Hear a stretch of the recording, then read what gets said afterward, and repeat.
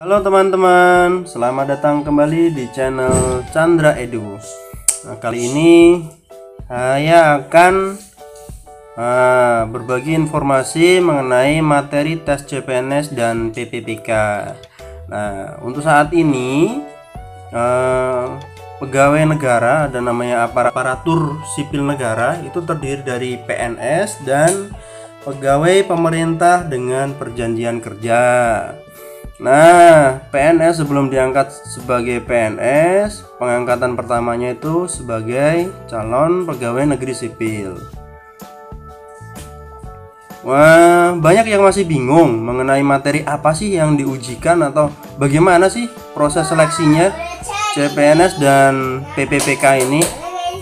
Nah, nanti kita akan membahas mengenai materi-materi ini, dan tentunya saya mengingatkan kembali untuk teman-teman semua, bagi yang belum subscribe silahkan subscribe, dan jangan lupa juga bunyikan tombol loncengnya agar tidak ketinggalan dengan informasi-informasi terkini yang ada di channel ini ya. Oke, kita lanjut ke materinya.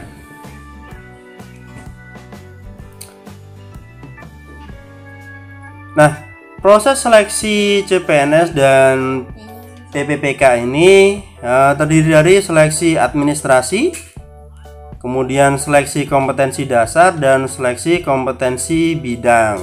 Nah, ini sifatnya seperti apa ya? Ini seperti apa? Seleksi yang ini ya, gugur ya, sistem gugur. Jadi untuk seleksi pertama ada seleksi administrasi. Kalau nggak lolos, kalau gugur di sini, maka tidak bisa lanjut ke seleksi kompetensi dasar. Begitu juga nanti kalau misalnya nggak lolos di seleksi kompetensi dasar, maka tidak akan bisa mengikuti seleksi kompetensi bidang. Begitu ya. Jadi pastikan bahwasannya selalu lulus dan lolos di setiap tahapan seleksinya. Oke. Ada apa aja di seleksi administrasi, seleksi kompetensi dasar, dan seleksi kompetensi bidang ini? Mari kita bahas lebih lanjut. Nah, di sini untuk seleksi administrasi. Seleksi administrasi ini adalah verifikasi persyaratan administrasi kelengkapan dokumen. Nah, jadi seperti ini ya teman-teman. Kelengkapan dokumen yang dipersyaratkan itu pastinya nanti akan disebutkan di laman website atau di papan pengumuman untuk proses seleksinya. Jadi pastikan bahwasanya dokumen-dokumen yang diminta itu sudah dilengkapi, dan jangan coba-coba untuk tidak melengkapinya, karena nanti akan sayang sekali kalau nggak lolos di seleksi administrasi ini. Misalnya saja ada persyaratan ijazah yang dilegalisir. Nah, teman-teman misalnya nyoba ijazahnya nggak pakai dilegalisir, maka nanti akan gugur di seleksi administrasi ini, karena yang dipersyaratkan adalah ijazah yang dilegalisir, sedangkan teman-teman melampirkannya ijazah yang kopiannya nggak dilegalisasi, kayak gitu ya. Jadi pastikan persyaratan pada seleksi administrasi ini dilengkapi, jadi selengkap-lengkapnya sesuai dengan apa yang diminta, begitu. Nah, nantinya kalau udah lulus di seleksi administrasi ini akan lanjut ke seleksi kompetensi dasar. Oke. Nah, baik, kita lanjut ke seleksi kompetensi dasar ya. Jadi nanti kalau teman-teman sudah lolos di seleksi administrasinya, maka teman-teman akan masuk ke seleksi kompetensi dasar. Nah, biasanya seleksi kompetensi dasar ini untuk saat ini adalah menggunakan tes yang berbasis komputer. Nah, apa saja yang diujikan? Nanti ada tes wawasan kebangsaan, kemudian ada tes intelijensi umum, dan ada tes karakteristik pribadi. Oke, kita bahas satu persatu ya. Untuk tes wawasan kebangsaan ini ada materi-materi yang ada di dalamnya, yaitu misalnya nasionalisme. Nasionalisme ini kenapa kok diujikan? Ini dengan tujuan agar mampu mewujudkan kepentingan nasional melalui cita-cita dan tujuan yang sama dengan tetap mempertahankan identitas nasional. Kemudian ada integritas. Maksudnya di sini apa integritas ini? Jadi integritas ini diujikan agar untuk menyeleksi jadi peserta-peserta mana yang dapat menjunjung tinggi kejujuran, ketangguhan, kewibawaan. Kemudian ada materi bela negara. Bela negara ini diujikan dengan tujuan untuk mendapatkan pegawai negeri sipil dengan yang mampu berperan aktif dalam mempertahankan eksistensi bangsa dan negara. Kemudian ada pilar negara. Pilar negara ini untuk membentuk karakter positif melalui pemahaman dan pengamalan nilai-nilai Pancasila dan Undang-Undang Dasar 1945 serta nilai-nilai Bhinneka Tunggal Ika. Nah, kemudian ada juga bahasa Indonesia. Bahasa Indonesia di sini yang diujikan ya bahasa Indonesia itu karena bahasa Indonesia adalah sebagai bahasa persatuan yang sangat penting kedudukannya dalam kehidupan bernegara. Oke, lanjut ke ujian berikutnya, ada tes intelijensi umum ya. Tes intelijensi umum ini isinya apa aja sih? Nah, ini ada kemampuan verbal. Kemampuan verbal ya. Kemampuan verbalnya dari kata-katanya kan menunjukkan terkait dengan apa ya? Kosakata ya. Jadi di sini nanti ada mengenai analogi. Analogi itu misalnya kayak apa ya? Penalaran kita mengenai perbandingan konsep dua buah kata. Misalnya besar kecil. Berarti misalnya seperti gorila monyet. Nah, seperti itu ya. Kemudian ada juga silogisme. Ini agar kita bisa menarik kesimpulan dari kalimat-kalimat atau kata-kata yang disajikan gitu ya. Jadi kita bisa menarik kesimpulan. Kemudian ada analitis, yaitu agar kita bisa menganalisis mengenai apa bacaan atau materi apa yang diujikan di sana begitu. Kemudian nanti ada yang diujikan lagi adalah kemampuan numerik ya. Kemampuan numerik ini terdiri dari berhitung ya, bisa kali bagi tambah kurang ya. Kemudian ada deret angka. Deret angka itu biasanya menanyakan angka yang berikutnya itu angka apa, dari ada deret yang disajikan. Kemudian ada perbandingan kuantitatif, yaitu untuk menarik kesimpulan dari ada data kuantitatif yang disajikan. Kemudian nanti juga akan ada jenis soal cerita, yaitu dari cerita yang disajikan berupa soal cerita itu tadi, apa yang bisa dianalisis di sana. Oke, kemudian dari tes intelijensi umumnya juga ada kemampuan figural. Kemampuan figural ini terkait dengan gambar ya biasanya ya. Jadi gambar-gambar disajikan, biasanya ditanyakan gambar berikutnya yang mana, atau gambar yang tidak sesuai yang mana, kayak gitu.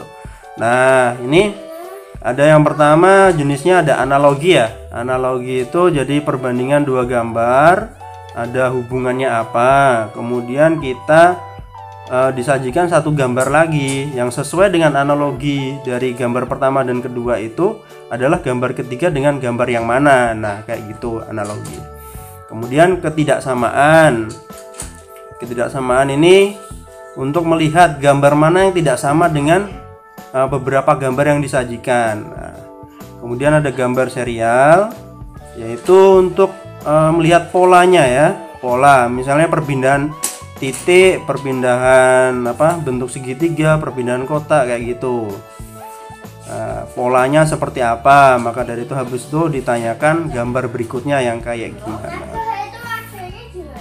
Oke, kemudian ada tes karakteristik pribadi. Tes karakteristik pribadi ini yang diujikan adalah terkait dengan yang pertama, pelayanan publik.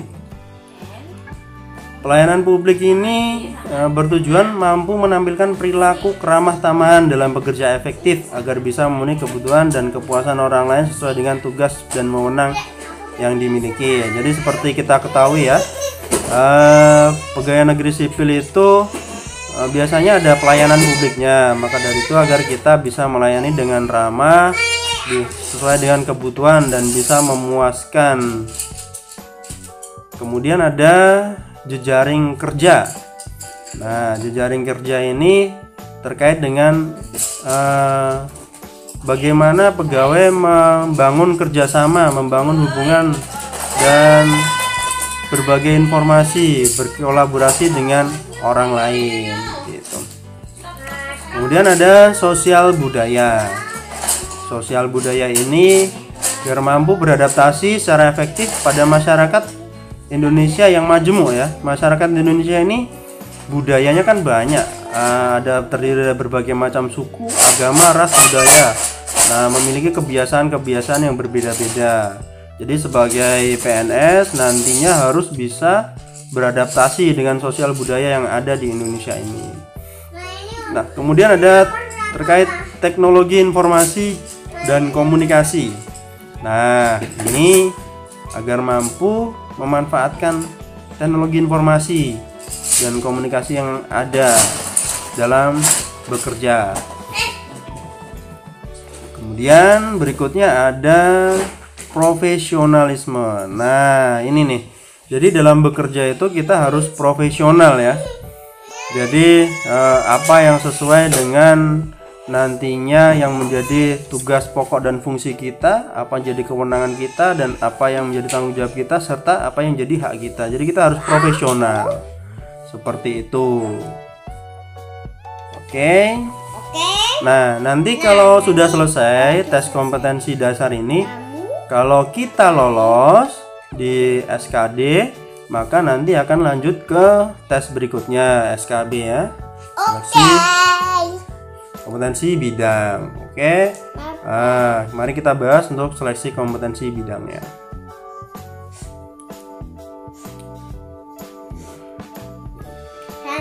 Nah, untuk seleksi kompetensi bidang ini, jadi kalau kita udah lolos di seleksi kompetensi dasar, nanti ada seleksi kompetensi bidang.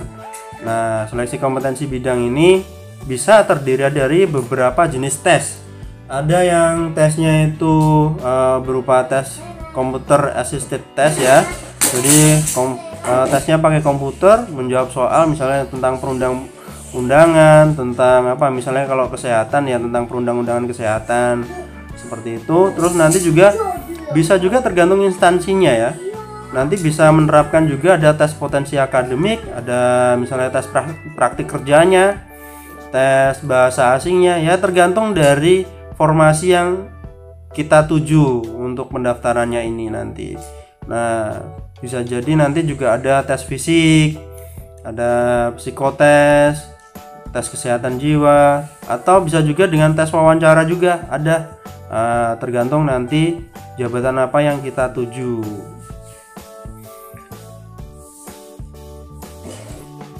Nah, begitu ya. Nanti kalau lolos dalam tes kompetensi bidang ini, biasanya untuk menentukan mana yang akan lolos, dinyatakan lolos sebagai calon pegawai negeri sipil itu dari hasil nilai seleksi kompetensi bidang ini juga dipadukan dengan seleksi kompetensi dasar. Jadi nggak serta-merta untuk menentukan lulusnya nanti dari tes kompetensi bidang aja, tapi dipadukan juga, dikombinasikan dengan seleksi kompetensi dasar. Jadi pastikan teman-teman nanti dalam mengerjakan seleksi kompetensi dasar, pastikan semaksimal mungkin dapat nilai setinggi-tinggi mungkin ya. Dan begitu juga saat seleksi kompetensi bidang ini. Nah, karena nanti nilainya akan dipadukan dan kemudian baru dibandingkan dengan peserta yang lainnya, mana yang tertinggi nanti yang akan diambil. Seperti itu, tergantung formasinya diambil berapa.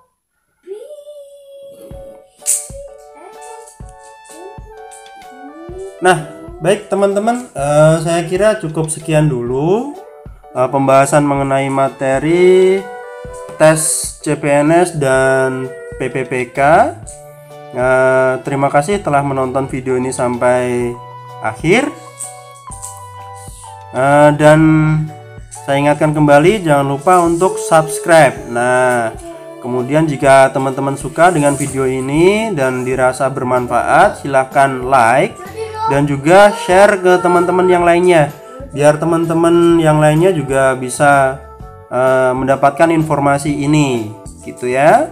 Oke, cukup sekian dari saya. Terima kasih dan sampai jumpa kembali.